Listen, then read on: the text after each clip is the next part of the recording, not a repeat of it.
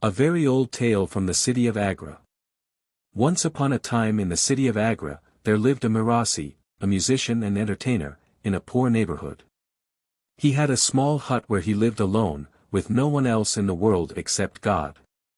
He led a simple and honest life, earning his living by singing and playing musical instruments, which was his only skill and profession.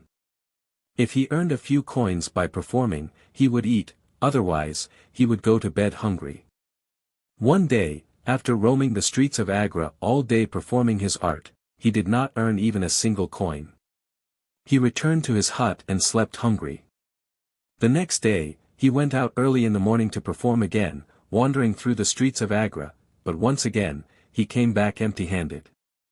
That night, as hunger kept him awake, he thought about how singing and playing music were his only skills, yet people didn't seem interested in his performances. He worried that if this continued, he would eventually starve to death. Suddenly, an idea struck him.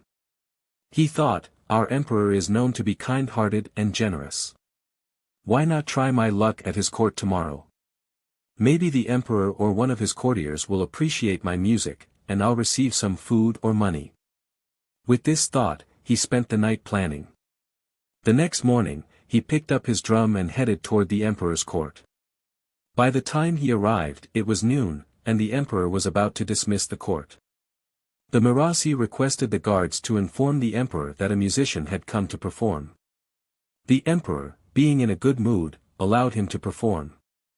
Standing at the doorway, the Mirasi began singing and playing his drum. The emperor enjoyed the performance so much that he listened for a long time. Pleased with the music, the emperor called him inside, praised his talent, and said, "Mirasi, you are truly a hidden gem. Why haven't you come before? Your talent is worthy of a reward." The emperor then decided to test his wit, knowing that Mirasis were known for their sharp humor.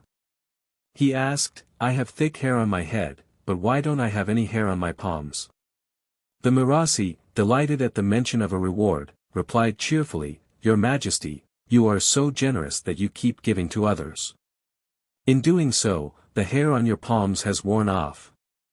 The emperor laughed and said, "Fair enough, but why don't you have hair on your palms?" The Mirasi replied, "Your Majesty, though this is my first time receiving a reward, I have dreamed of taking something from you every night.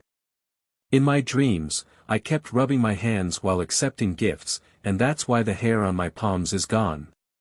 The emperor laughed even more and asked, "If that's the case, why don't any of my courtiers have hair on their palms?"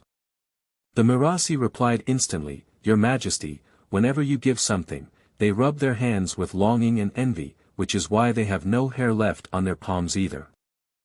Impressed by the Mirasi's wit, the emperor decided to reward him. He gifted him a majestic elephant. However, the Mirasi was disheartened. He thought, "What use is this enormous elephant to me? I don't even have enough food for myself, let alone for an elephant. If the emperor had given me some grains or money, I could have eaten and lived in peace for a while."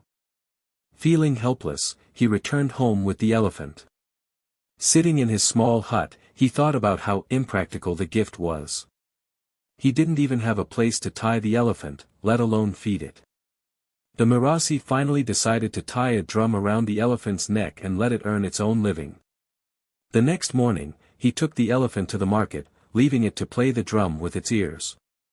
The sound of the drum attracted a large crowd, and people began throwing coins into the pouch tied to the drum. The elephant played the drum while the Mirasi stood nearby, watching the crowd grow larger. News of this unique spectacle reached the emperor through one of his spies.